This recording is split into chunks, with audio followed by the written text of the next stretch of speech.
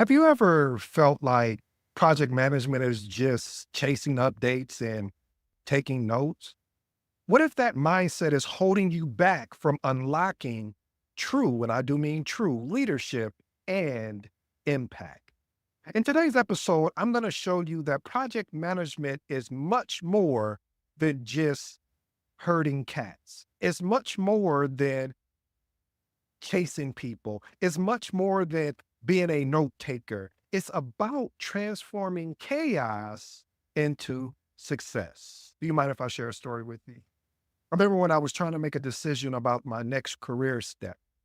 And see, a part that I didn't share with you, family, is that I would watch other project managers after I got excited about project management. And what I noticed is that they were so aggravated because of the fact that they felt that they were herding cats, as you would say. They felt that all they were good for, or allegedly good for, is writing down notes. And I told myself that I wanted to be more valuable than that. I wanted to create not just the perception, but I wanted to lead and inspire, because is really what true project management is. I know it says project manager, but we are leaders, we are innovators, we are individuals. If you decide to take this journey of people that are looking to inspire, motivate, continually to grow. And with that being the case is, I just said, hey, I didn't want that misery, that frustration. And now I realize, after spending more than a decade, there were moments where I had those feelings of, man, all I'm doing is taking notes. All I'm doing is I feel like I'm hurting people. And what it came to was, it was about the environment that I was in that supported project management, that supported me as an individual, and that supported the team, most importantly. And today's episode, we're going to navigate through some points that I really believe is going to be valuable to you if you're thinking about getting into project management. And if you're already in project management, this is going to help increase how you perceive and how you can make a definitely change. Point number one: master communication as a core skill. Again, a master communication as a core skill. Listen, communication is it's the lifeline for project management. You could take away my risk register. You could take away my communication management plan. You could take away my schedule. If I can't articulate, or in a verbal and or write down, sending you an email, what's due, when we need these things to happen, or even lead a meeting, there's no point in me even being part of the project or even being a project manager. So without clear communication, even the best plans can falter. So PMs need to ensure that information flows seamlessly among stakeholders. Here's my actionable tip: tailor your communication style to the audience you're talking with. If you're speaking with executive, you need to keep a very high level and be prepared for any questions that may come your way. And then when it comes to dealing with your project team or stakeholders, you may take more of a detailed approach of having these conversations. And then when you're dealing with having to resolve conflict, because as a project manager, I don't want you to get fooled, there will be conflict along in your journey.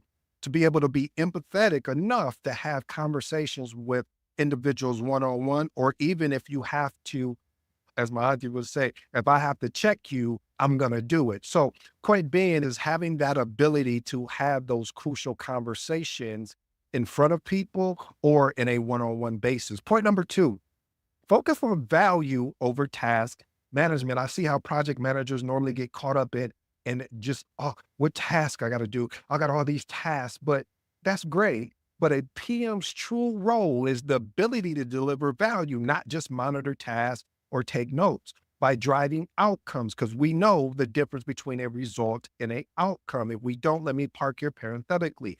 When we look at an outcome, is if I have a piece of paper and I need to get it into the garbage can, the outcome is it being in the actual garbage can. Now, a result of that is saying, hey, the result is I need to get that in the garbage can, but that is not an actionable, again, my remix version is not an actionable item. I believe outcomes are the ones where this shows that you executed. This is what I got from this particular thing that I did or activity that I did.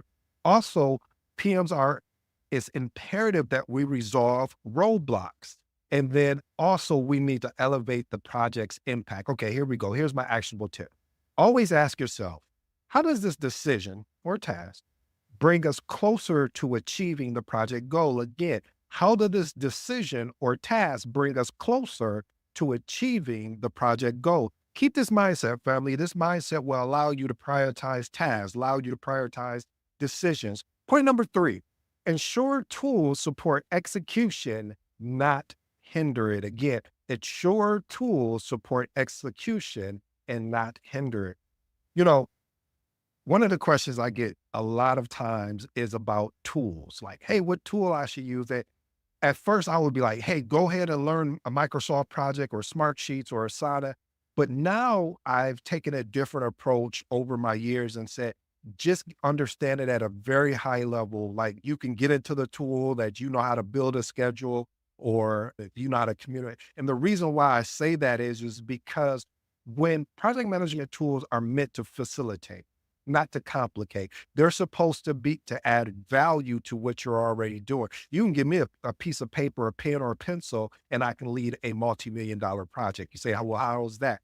Easy, because I'm keeping the main thing. This is when I always share with you guys about how I've actually led multi-million dollar projects in building and just using an Excel document. And the reason behind that is because the organization decided not to get Microsoft projects. So I had to adapt. And once that happened to me one time, I was like, man, you know what? It's not, the tool is important, but it's not as important as how I'm leading, how I'm driving, how I'm inspiring. So having the ability to understand, hey, is this tool going to benefit or is it going to complicate us leading this project more effectively? Here's my actionable tip. Evaluate your tools periodically to ensure that they're user friendly and they add value. The key word is add value. If this is not adding value, if it's complicating the project and people can't understand your status report and you're having all these challenges, we may just need to go back to the basics and continue to grow from there. Because at the end of the day, here's another actionable tip is we want to simplify the workflows and train the team on proper uses to avoid inefficiencies. Let's move on to point number four.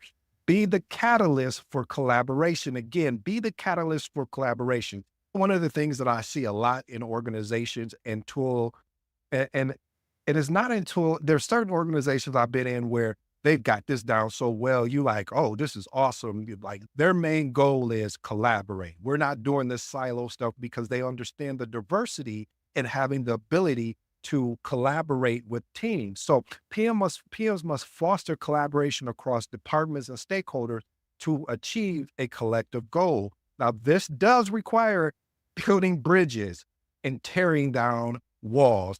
There's going to be a lot of walls up, especially if you take over a project that was messy or you take over a project that was behind in schedule or cost or whatever the issue is. You're going to have to rebuild those bridges and tear down those walls that have been brought back up. Here's my actionable tip. Create forums for cross-functional teams to share updates, challenges, and ideals, ensuring everyone works cohesively toward a shared objective. Point number five, proactively solve problems. Listen, we just don't follow up. We proactively solve problems. Following up alone does not solve a problem. PMs must identify issues early and often and implement solutions before they escalate. Here's an actionable tip. I would recommend leveraging a tool like a fishbone diagram to identify the root cause. Because listen, family, we're looking for root causes. We're not looking for surface layer. Anytime someone does any surface layer problem solving, I promise you that problem will be back. If it's not next week, it may be the next day. So we want to do root cause issue resolving and implement preventative measures to keep the project on track. Point number six, act as a leader, not a secretary. Can a church say amen on that one? Act as a leader, not as a secretary. PMs often get mislabeled as note takers because of their role in facilitating meetings and documentation. True PMs, though, lead by empowering teams. They lead by driving results. They lead by inspiring and motivating the project team, stakeholders, and everyone involved. Here's my actionable tip. When you're leading meetings, lead meetings with a purpose, set clear agendas, assign action items, and use the outcomes to move the project forward, demonstrating your capability and your leadership style. Point number 7, continuously build trust. PMs must be a trusted advisor.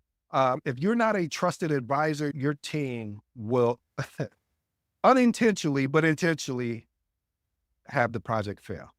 You're like, what? What? Yeah, yes. Because you haven't earned their trust. You haven't taken time to build those relationships. You haven't taken the time to know who's part of your team. We're not just task managers. Trust comes from consistent delivery, clear communication, and accountability. Here's my actionable tip. Follow through on the promises you made. Provide timely updates. Own your mistakes when they occur to strengthen your credibility. One of the things is I'll even take accountability for something a team member did. Why do I do that? The reason why I do that is because I'm protecting them from what the feedback is going to come. And I know that I can handle it better than they would because they need to focus in keeping the main thing. If that comes into play, it's going to throw them off and they're going to be thinking about it. Not saying that they can't handle it, but I want them to stay focused. My job is to remove any impediments. My job is to ensure that they're allowed to stay focused in doing the work that they need to do and not being interrupted, because sometimes the feedback that you get is somebody that's really trying to disrupt you, or they may be jealous. You don't know what it is. But and then sometimes it's really good feedback and you want to ensure that you can implement it. But I would rather it filter through me as a project manager than going directly to the resource, because again, I need this resource to be focused. Point number 8, champion adaptability over being rigid. One of the things that happens a lot of times is we can get so caught up in a rigid project management style. We have to understand the PMBOK, project management body of knowledge, is there as a standard guide. What is a standard guide? Hey, this is the standard. You should have a project charter. You should have a project management plan. You should have a project schedule. These templates and artifacts that I just named off, these are standards. But even those are standards, that doesn't mean that you can't tailor up, meaning I can't improve the project charter that I have because I understood something from a previous project. Or maybe we need to, instead of having 2 pages for the project charter, maybe we only need 1 page. Listen, tools, templates, and methodologies should adapt to the project's need. The other way around, if we're doing a project and we don't need a WBS, don't try to force a WBS on here because it's not irrelevant. Now we're doing a lot of secretary, admin type things, and then that's what people are going to think of us anyway. So PMs who stay flexible bring more value to their teams versus PMs who don't. Here's my actionable tip. Periodically assess whether the current approach is working and be open to pivoting methods or tools if they're not effective. I have 2 bonuses, family, then I'll get in my transformational remarks. First bonus, be a knowledge hub for the project. PM serves as a central point of truth. You know what I was talking about? If someone has some criticism or some feedback, I wanted it to come through me. This is about being that central hub, that point of truth, ensuring everyone has information they need to make informed decisions. Here's my actionable tip. Maintain a centralized project repository. I've used everything from a software called, but not software, but a cloud called Box, SharePoint, ShareFile. What else? There's so many, Dropbox. There's so many out there. You want to keep a repository, and because you don't want to be a bottleneck. If somebody needs something, as we say, we want them to go fishing. Here, you can go right here to this area and you can find everything you need. All right. My last and final bonus is influence without authority. PMs oftentimes, the majority of the times, lead a project team and they don't have direct authority over that project team. So this requires strong influencing skills. This requires strong persuasive skills. Requires building a relationship to achieve the results. Here's my actionable tip. Build rapport with the team members, stakeholders by understanding their goals and aligning them with the project objective. Here's my 3 transformational remarks, family, and then I'll send you on the way, and I appreciate your time today.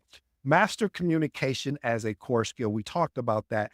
Communication, I believe everything rises and falls on communication, and communication is the true lifeline to for us as a project manager. And we have to understand when we need to tailor that communication based on the audience we're engaging with. Point number two, ensure tools support execution, not hinder them. Hey, I'm all about tools. I think tools are a beautiful thing when it comes to leading projects. However, we don't want to make it too complicated. We want it to be user friendly. We want to ensure that the tools are meant to support us, not to get in the way of what, not to distract us of getting in the way to have the success that we need on the project. And point number three, focus on value over task management.